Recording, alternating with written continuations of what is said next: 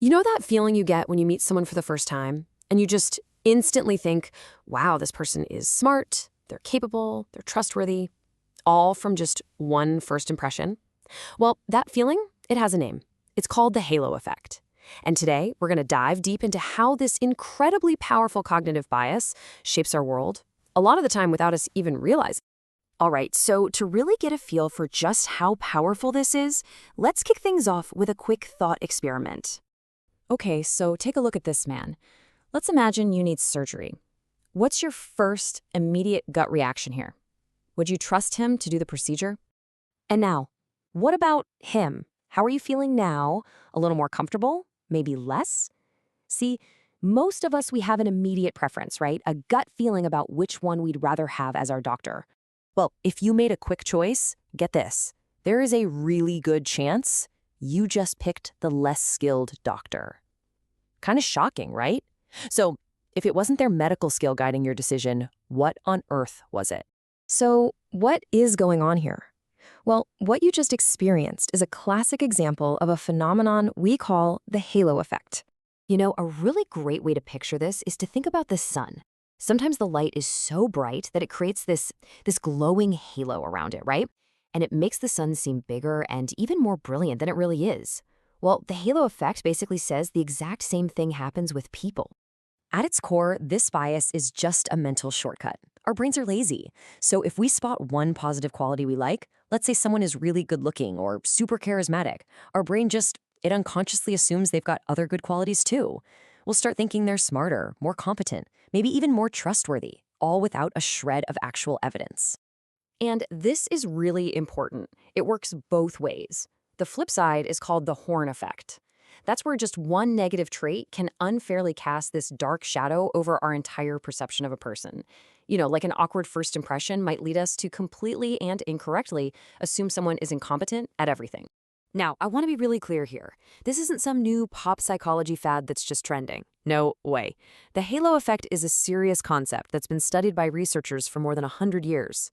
The idea was first noticed way back in 1907, but it was a psychologist named Edward Thorndike who really put it on the map around 1920, thanks to a now famous study he did with the military.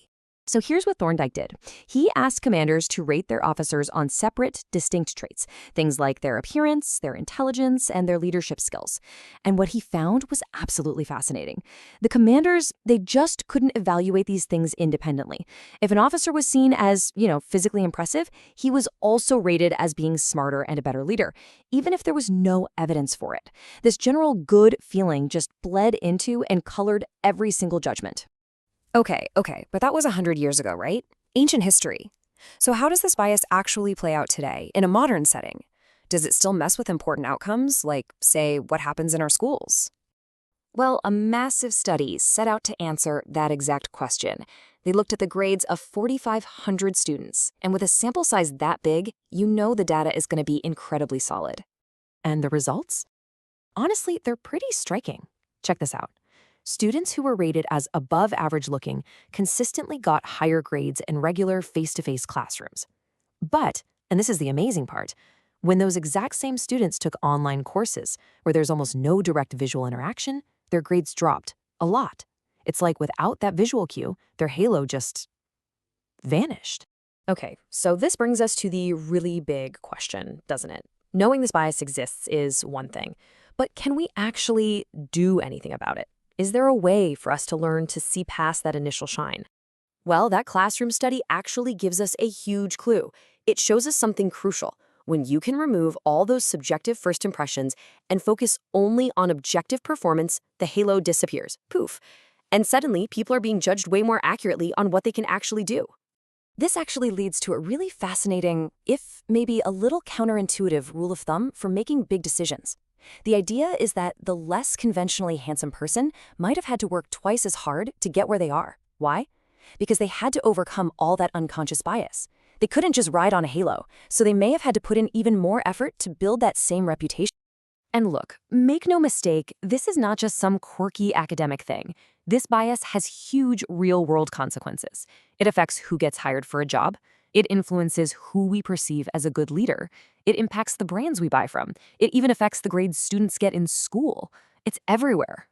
Which really just leaves us with a final thought. Now that you know about the halo effect, now that you're aware of it, do you think you can truly see past it? And maybe more importantly, can we build systems in our workplaces, our schools, our public life that judge people purely on their merit? It's definitely something to think about the next time a first impression feels just a little too perfect.